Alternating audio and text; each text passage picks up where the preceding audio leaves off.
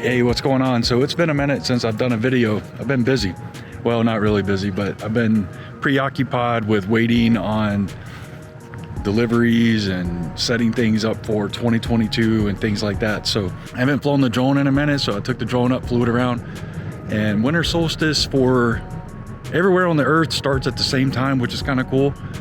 And I guess it's where the sun is like perfectly in the line of Capricorn, I think. I'm not a scientist, I don't know.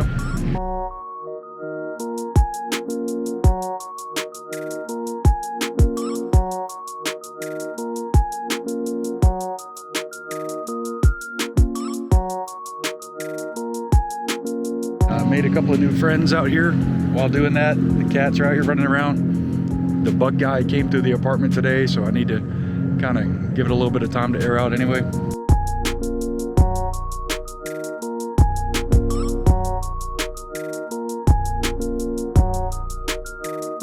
Winter's here. It's actually cool here today in San Antonio, and our Christmas is supposed to be like 80 degrees, so it's not going to be cool for long. It's kind of nice today though. Anyway, all right, that's it guys. Take care. Peace.